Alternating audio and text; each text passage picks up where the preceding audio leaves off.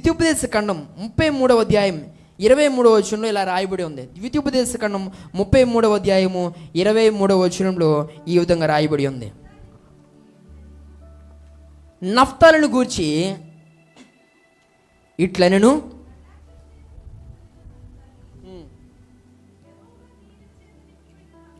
కటాక్షము చేత తృప్తి నొందిన నఫ్తాలి యెహోవా దీవెన చేత నింపబడిన నఫ్తాలి పశ్చిమ దక్షిణ దిక్కులను స్వాధీనపరుచుకునము. దేవునికి మహిమ కలుగును గాక.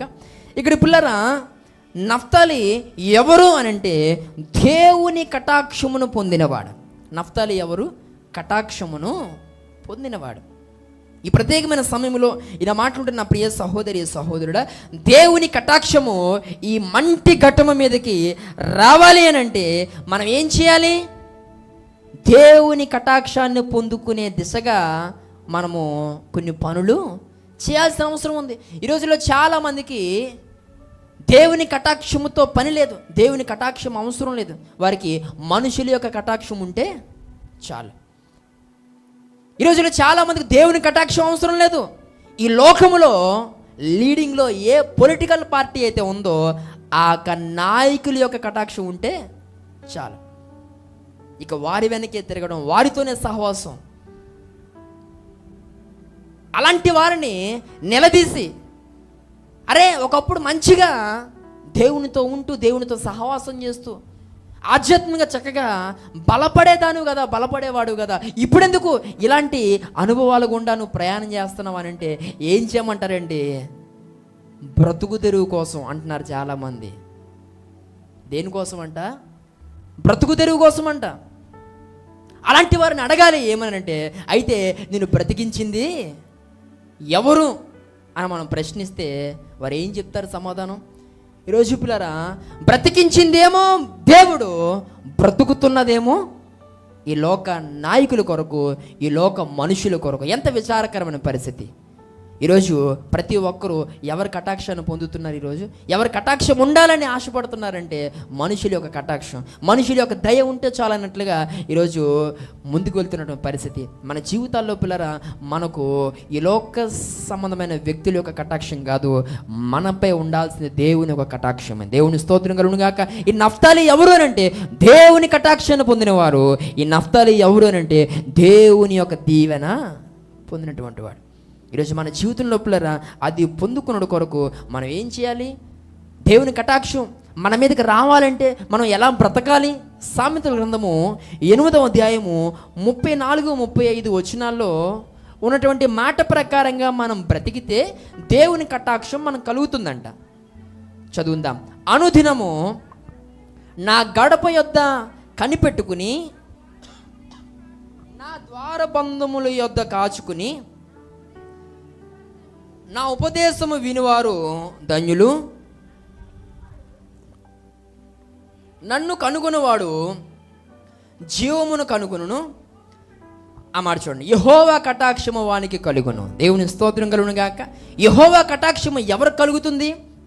దేవుని కటాక్షము ఎవరిపై నిలిచి ఉంటుందని అంటే అనుదినము దేవుని గడప యొద్ద కనిపెట్టిన వారికి, దేవుని యొక్క ఆలయములో ఆయన వాక్యము ధ్యానించిన వారికి ఎల్లప్పుడూ ఎప్పుడు ఏముంటుందంటమ్మా? దేవుని కటాక్షము ఉంటుందంట. దేవుని మందిరాన్ని వదిలేసి, దేవుని వాక్యాన్ని వదిలేసి ఈరోజు ఎవరినో పట్టుకుని ఆలబాడి ఏడితే, ఈరోజు పిల్లరా, వారి కటాక్షం వారి లీడింగ్లో ఉన్నంతకాలం ఉంటుంది. అది పోతే మరలా మన పరిస్థితి మరలా మునుపున్నట్టే. ఈరోజు నా మాట్లాడుతున్న ప్రియ సహోదరి సహోదరుడా, మనకి మనుషుల కటాక్షం కాదు, మనకి దేవుని కటాక్షము ఉండాలి. దేవుని స్తోత్రం కలుగును గాక. దేవుని కటాక్షం మనపై ఉండాలంటే అనుదినము మనం పిల్ల దేవుని వాక్యాన్ని ధ్యానించేవారిగా ఉండాలి. దేవుని కటాక్షం మనపై ఉండాలి అని అంటే నువ్వు ఆదివారం దేవుని సన్నిధిలో తప్పకుండా నువ్వు ఉండాలి. ఒక్క ఆదివారం 3 గంటలు నువ్వు దేవుని సన్నిధిలో గడపడం ద్వారా ఆ వారానికి సరిపడినటువంటి కటాక్షాన్ని, కృపను నువ్వు పొందుకుని తిరిగి వెళ్తావు. దేవుని స్తోత్రం కలుగును గాక. హల్లెలూయా. ఈరోజు చాలామందికి చాలా ఇబ్బంది ఎదురవుతూ ఉంది. దేవుని సన్నిధికి వచ్చే విషయం, దేవుని సన్నిధిలో కొన్ని గంటలు కూర్చునే విషయంలో, ఆయనతో సహవాసం చేసే విషయంలో ఈరోజు చాలామంది చాలా ఇబ్బందిగా బాధపడుతున్నారండి. ఇది సరైనటువంటి అనుభవం కాదు, ఇలా చేస్తే నువ్వు దేవుని కటాక్షాన్ని పోగొట్టేసుకుంటున్నావు అనే విషయాన్ని నువ్వు గుర్తించాలి. ఇంకా దేవుని కటాక్షం మనపై ఉండాలి అంటే మనము ఇంకెలా బ్రతకాలి? అదే సామెతల గ్రంథము 12వ అధ్యాయము 2వ వచనంలో ఇలా రాయబడి ఉంది. సామెతల గ్రంథం 12వ అధ్యాయము 2వ వచనంలో ఇలా రాయబడి ఉంది, చదువుదాం. సత్పురుషునికి యెహోవా కటాక్షము చూపును, దురాలోచనలు గలవాడు నేరస్తుడని ఆయన తీర్పు తీర్చును. దేవునికి స్తోత్రం కలుగును గాక. సత్పురుషునికి ఎప్పుడు కూడా దేవుని కటాక్షం ఉంటుందంట. సత్పురుషుడు అంటే అర్థం ఏంటి అని అంటే, సత్పురుషుడు అని అంటే మనసులో కూడా దురాలోచన లేనివాడు అని అర్థం.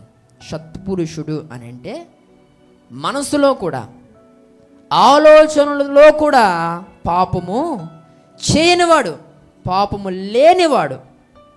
అలాంటి వానికి దేవుని కటాక్షం ఎప్పుడు తోడుగా ఉంటుంది. దేవుని స్తోత్రం కలుగును గాక. ఈ రోజుల్లో చాలామంది చాలా రకాలైనటువంటి అనుభవాల్లో, నేను ఒక మాట అంటాను, ఈ రోజుల్లో చాలామంది బ్రతుకు ఎలా ఉంది అని అంటే మంచం మీద చేసే పాపం కన్నా ఈరోజు పిల్లరా హృదయములో తలంపుల్లో చేసేటువంటి పాపమే చాలా బహుఘోరంగా ఉంది. ఈరోజు దేవుడు అంటున్నాడు, ఇలా అయితే కటాక్షాన్ని నువ్వు పోగొట్టేసుకుంటావు. నీ ఆలోచనలు పరిశుద్ధంగా ఉండాలి, నీ తలంపులు పరిశుద్ధంగా ఉండాలి. నువ్వు ఒక సత్పురుషుని వలే. ఈ సత్పురుషుడు ఎవరు అని అంటే యేసుక్రీస్తు ప్రభువారే. దేవుని స్తోత్రం కలుగును గాక. హల్లెలూయా. ఎందుకనంటే ఆయనలో ఎక్కడ కూడా ఏ రకమైన పాపం మనము చూడలేం. అంతటి పరిశుద్ధుడైన ప్రత్యేకమైన వాడు పాపులలో చేరకుండా ప్రత్యేకంగా జీవించడానికి ఆయన ఇష్టపడినవాడు. ఈ ప్రత్యేకమైన సమయంలో మనము కూడా క్రీస్తును పోలిన వారమై ఆ సత్పురుషుని యొక్క మనస్సు, ఆ సత్పురుషుని యొక్క ఆలోచనలు ఈరోజు మనమును కలిగి ఆధ్యాత్మికంగా మనము ముందుకు కొనసాగేటువంటి వారిగా మనం ఉండాలి.